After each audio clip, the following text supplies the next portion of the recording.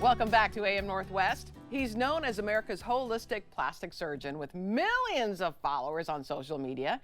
Here to share his take on some popular beauty trends, we welcome back the author of Younger for Life, Dr. Anthony Youn. Good to see you again, Doc. Thank you so much for having me. You bet. Let's get right into it because you get a lot of questions, and I love your answers because they do illuminate some things for me. Let's talk about red light face masks. I've seen more and more people using them.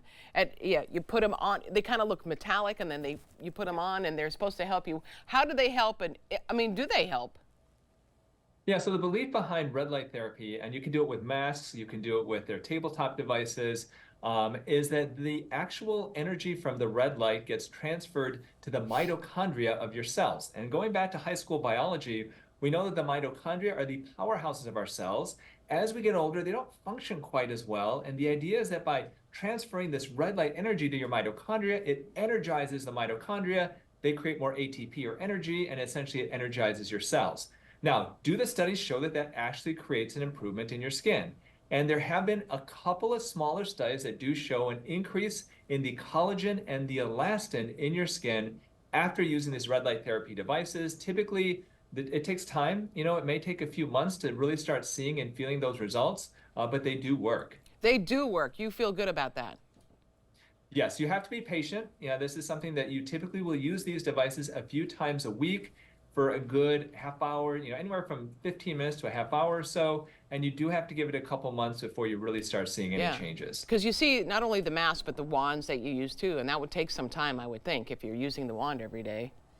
Yeah, if you had to choose, I would go with the masks or the tabletop devices where you can put it against, very close to your skin. Okay. The problem with the handheld devices, you have to move them across your face and stuff. It's just a little more onerous, a little more difficult. The other ones are easier to use. Right. Okay, something called NuFace and other things that are microcurrent devices. So microcurrent has been around for many years, and the idea is that it creates this little electrical charge that can help to actually cause the muscles underneath the skin to be stimulated to contract. And so the belief is that by doing that, it can cause those muscles that maybe atrophy, they maybe get a little bit loose with time, to get tighter. And when you do these types of treatments, microcurrent, like the NuFace on one side of the face, it's not uncommon that people will actually see a visible change right away. But the big question with these devices is, are there long-term benefits? And right now the jury's still out. It's not clear that if you use these, you're going to get more than just a temporary effect from them. Oh, interesting. All right. I think you really like collagen supplements, don't you? Yeah, so collagen is about 70% of our skin, and it's the part of our skin that causes our skin to feel nice and tight and firm and youthful. But we start to lose about 1% of the thickness of collagen after about our mid-20s. Women after menopause, in the first 5 years after menopause, lose 30% of the thickness of collagen. And so do collagen supplements help then to replenish the collagen of our skin? And the truth now is, after many, many, many studies, is the answer is yes. Taking a hydrolyzed collagen peptide supplement can help the collagen of your skin. And there have been many studies that have shown that this is definitely the case. But the key is they have to be hydrolyzed collagen peptides, because that way the collagen normally, which is a large protein, is broken down into smaller peptides, amino acids, so that your gut can actually absorb it. That's what you use, right? Yes, yeah. So I have my own brand, Youn Beauty, that we have our supplemental collagen, and those are hydrolyzed collagen peptides. That way you're going to get good absorption in your gut, and then eventually it does get into your bloodstream, and then hopefully to your skin. It must work because you're what, 87 now? You look great. You look great. That's what I tell people on social media, and some of them believe me. Hyaluronic acid. So yeah, hyaluronic acid is a naturally occurring moisturizer of our skin, and it's something that's used actually in our injectable fillers. So when you want to plump up your lips or your cheeks, that's made of hyaluronic acid, but it's also being used as a moisturizer in serums and creams. Now, there are some people who are out there who will say, oh, hyaluronic acid is like the #1 thing to put on your skin. That's not necessarily the case. It's a great moisturizer. If you've got real dry skin, then by all means use it. If you're in Portland and it's like the middle of winter and it's dry and cold, definitely use hyaluronic acid on your skin, but it doesn't have any true anti-aging properties. Oh, okay. So applying it is not going to make your skin technically younger. Yeah. It's just going to moisturize it. All right, what are your thoughts on sugar? Because I've heard that you're not a big fan of sugar and you think it's bad for the skin.